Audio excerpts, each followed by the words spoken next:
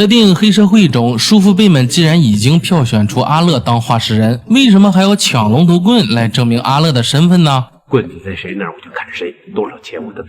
叫火牛搞定龙头棍，一根烧火棍为何让两方人马大费周章的去抢呢？有兄弟说龙头棍是话事人的象征，话事人配龙头棍，这就是秩序。没有交棍仪式，就是名不正言不顺。龙头棍就像是传国玉玺，就像是丐帮的打狗棒。他们说的都很有道理，但因为他们没有抢过龙头棍，所以根本不清楚这里面的门道。其实抢龙头棍不是目的，整个抢棍的过程，两方人马的实力比拼才是主要的。大帝之所以不服气阿乐当选，是因为他觉得自己的实力已经足够强劲。何连胜一共9区领导，大帝觉得自己以1敌8都不会落下风，但又不能真刀真枪的和阿乐打，警方在一旁盯着社团，所以龙头棍的争夺就是角逐抢弱的方式，是当下最核心的任务。大帝拉着关宰森和龙根到山上练人肉风火轮，吉米找阿乐救人。大帝，阿乐，等等，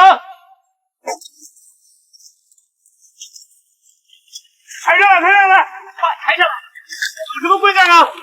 收到消息说你和龙根哥、关宰森有争拗。是啊，大家是自己人，龙根哥几十岁了，有话坐下慢慢说。这关你什么事啊？兄弟吵架不好看，我做个和事佬。哦，对，你是话事人，拿到龙头棍再跟我说，拿到龙头棍再跟我说，就这样。阿乐告诉吉米社团会处理，打算敷衍了事，也导致了最后二人的矛盾。什么意思？自己摆平。吉米，我说这事社团会处理，不要闹事。另一边，话事人吹鸡想找个地方躲躲，毕竟把棍子交给谁，那另一方都会让自己好看，干脆躲起来，让他们争出结果之后，自己再借花献佛，把棍子交给胜利的一方。可大帝已经想到了他会跑路，便把龙根和关宰森扔在了他面前，警告吹鸡，这就是背叛他的下场。8点钟要过去，大帝说他要什么？你知道？吹鸡逼不得已让小弟4眼去广州拿龙头棍，自己8点钟到有骨气报道。棍子是社团的，又不是他吹鸡的，他说不交就不交。你能拿他怎么样？打他宰他呀！棍子不见了，你能负责吗？算了，郑伯，这次你算栽了。川报拿了钱是真办事，都这会儿了还想着推翻票选结果，支持大帝上位。你当然想大帝做话事人了。我在想解决的办法。你敢说你没分？你冤枉我！你怎么样？有人吵，我们就重选。如果选出来又有人吵怎么办？去告诉大帝，一定不会重选。棍子有什么闪失？对不起列祖列宗。我是照规矩办事，耍花样的人自己才要当心。老鬼子，不管怎么样，给我把吹鸡找出来，告诉阿乐选了他就是他。是邓伯。川报气不过，上去给恩叔的车子放气。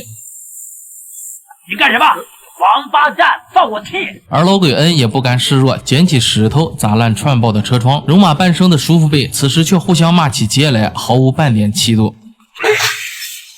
放我气！砸你玻璃，操你舅舅！怎么着？打就是你！放下，站过去！现在怀疑你们从事黑社会活动，站一边去！我能不能打个电话叫佣人把狗带走？我家很近。先去警局吧。放心好，我们的拘留室不会拘留狗。另一头有骨气餐厅，不公平嘛！大帝怎么都比阿乐强，对吧？我得罪人无所谓。说完了吗？棍子呢？放在大陆。哪里？广州。3个钟头的路程，来回6个钟头，再给你2个钟头吃饭打一炮，应该拿到了。签了几张担保，出不了境啊。上个礼拜你才学过东莞调剂，把这给我拿回来！别再想那龙头棍了，你是不是要我死啊？大弟，别把事情搞大了。不合规矩呀！什么规矩？上届我要选，你们这些老家伙说我辈分不够，现在跟我说规矩，你是官的领导，就2间又臭又霉的脱衣舞烂酒吧，不是我用钱捧你，你能有今天吗？别乱来啊！算了，吹几个吹几个，吹晕了你！好了，我每次都要看你脸色做事，兄弟们都不满意，说我偏心。你给我站住！你给我站住！印度仔欠了我300万，印度仔欠了我300万，我砍了他8根手指头，你欠我多少啊？你在我赌车上输了多少？你说都是自己人嘛？算了，别吵了，全家手指脚趾砍了，都不还我！你告诉他们，你该不该打？几句台词信息量爆表，上届大帝就想选画事人，但几个叔父辈说他辈分不够，他便花钱捧吹鸡当了画事人。吹鸡虽然是画事人，但实力差劲，在位的2年间都没有自己的势力。你看他面前酒杯倒扣，司机兼心腹4眼明去拿龙头棍，说明是他自己开车来的，多带几个小弟也不至于被打。他在湾仔只有2间破酒吧，还经常去大帝的赌船上输钱赖账，所以就成了大帝的傀儡。这2年做什么都听大帝的，看他的脸色行事。这次没带来龙头棍，便遭到一顿毒打。这时警方赶来，核桃茶厌恶地看着大帝发作。你叫大帝没什么大不了，现在怀疑你从事黑社会活动，你说的？带上，记不得人吗？所有疑犯要求不戴头套。严是，走，别推我。到了底我还 K 你，叫你别推我！抓捕的细节再次展现2人的差距。阿乐主动要求戴头套，因为他知道自己已经是画事人，代表着帮会。大帝则嚣张地让记者拍照，情绪化严重。拍下来啊，拍清楚一点，知不知道啊？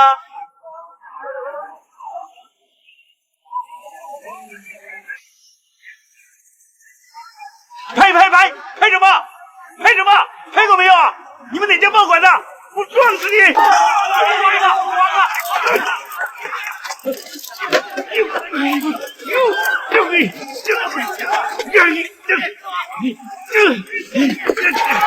帝就是冲着吹鸡去的，吹鸡逃跑被车撞进了 ICU， 各路大佬都被抓回警察局，但不够证据起诉，最多扣留48小时。众人被扣押的48小时是抢夺龙头棍的黄金时间。社团律师来见阿乐，叫火牛搞定龙头棍。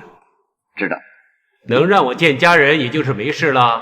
警察是好管闲事，想制止我们，不让我们起冲突。棍子在谁那儿，我就砍谁，多少钱我都给。知道了。两方人马各显神通，火牛找到高老帮忙，他手下的大头和4眼明是发小，石耶稣也联系了广州的朋友，而大帝的头马长毛找到大普黑，他知道黑哥在大陆有人脉，大普黑当然不想掺和进来。你不肯帮忙，大帝哥就不要你的摇头丸，这些钱是给你的，要每颗20块，你们卖60块一颗呢，让我赚一点点无所谓啊。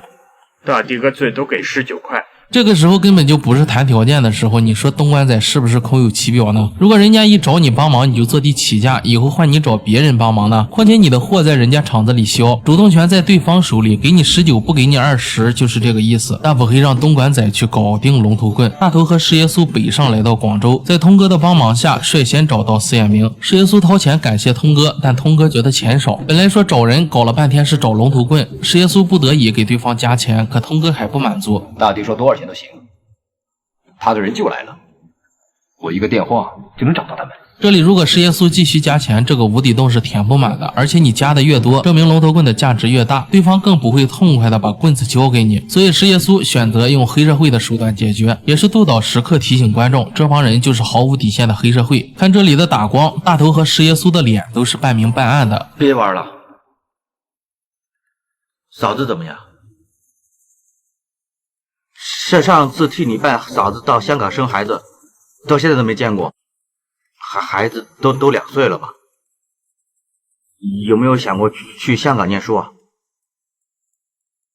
他有香港身份证。这次我卖个人情给你。看似是关心，其实是赤裸裸的威胁。你老婆孩子我都知道。通哥只好拿钱走人。石耶稣给4眼明披上外套，上去嘘寒问暖。大头劝他交棍的这段话很有水平。我们的人决定支持乐哥。先交代大环境，叔父辈已经选出阿乐当画事人，社团的人也都支持乐哥。你把棍子交出来，替吹鸡弥补过失，以后还能立足。不交棍子是吹鸡的事，跟你没关系。你老大吹鸡不交棍子已经是违背帮规，你现在交棍就是及时止损，社团以后还能容你。这样吧，棍子不用交给我们，你自己拿着，我们一起回去搞定他。我们不抢你的功劳，你自己拿回去交给乐哥。说完，点着柴火取暖。司彦明要打给老大，但石耶稣告诉他，锤击被撞成重伤，看起来死定了。外面已经被大陆公安包围，司彦明给出了最优解：忠心义气也要想想自己吧。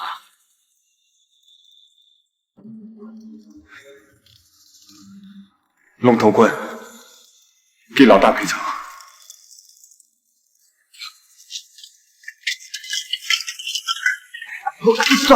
糟了！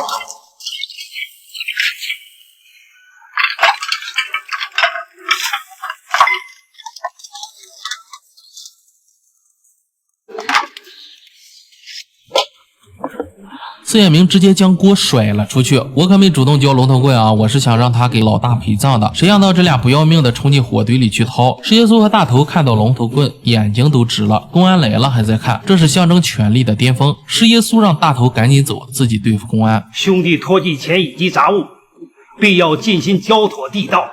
如有私骗者，死在万刀之下。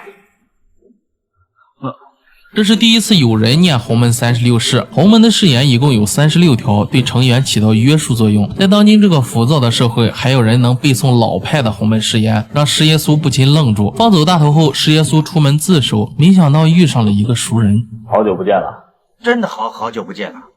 上次见你还叫大圈豹，现在叫总队。9期之前，组织上派我去香港摸黑社会的底。哈哈。那我不是太笨，当你是兄弟，忙了几天几夜，帮你打那件谢劫案。怎么想让我帮你？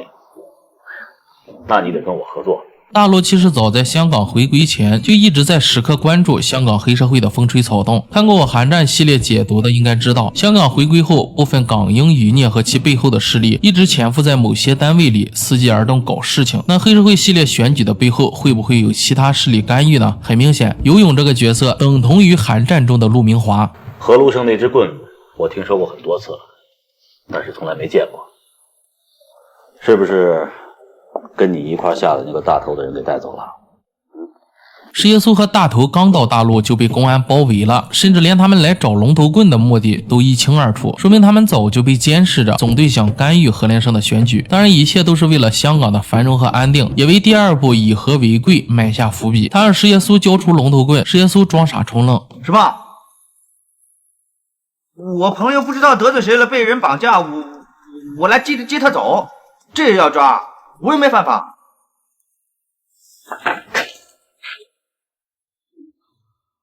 你说没有就没有啊！这个弹眼镜的动作可谓是出神入化，将诡计多端的石耶稣弹出原形。另一头，警方找几个叔父辈谈话。香港有几十个社团，有很多你们这种人在混饭吃，没有黑社会根本就没有可能。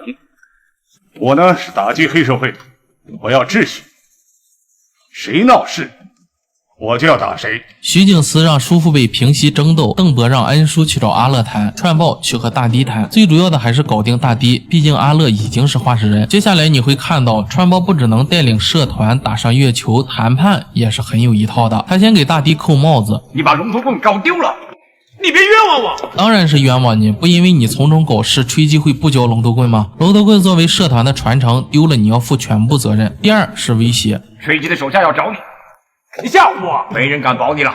吹击作为湾仔的负责人，虽然实力弱，但手下想上位的古惑仔小弟多了去了。为老大报仇，刚好是师出有名。正所谓阎王好斗，小鬼难缠，保不齐有人明里暗里的搞你大堤，没人敢出面再保你了，会受连累的。大堤一听，顿时开始诉苦：那我花了钱怎么办？丢了的生意怎么办？我老板怎么办？串宝刚打了大堤的嘴巴，立即又给他一颗甜枣。邓伯答应下一届让你做。大堤知道这是缓兵之计，想起上一届这帮老家伙就忽悠自己不要选，火气顿时大了。下一届我让你做警务首长，谁知道到时候谁有实力啊？说不定我自己都完蛋了。你们老家伙死光了怎么办？到地狱跟你们谈谈个屁呀！川宝见他油盐不进，直接下达了最后通牒：再闹下去一定开打，都没生意做了，我们也帮不了你了。叔父辈集体反水，大堤直接祭出了虎狼之词的名场面：不要帮，千万不要帮！我不听你们老东西瞎扯淡，我自己搞。信何连胜，你疯了你！新何连胜，你怎么看，邓威？打架吧。接下来将会看到何连胜五虎夺棍，重量级剧情即将开启。我替社团做事，谁过来就砍谁。时代不同了，谈的都是生意。古惑仔不用脑，一辈子都是古惑仔。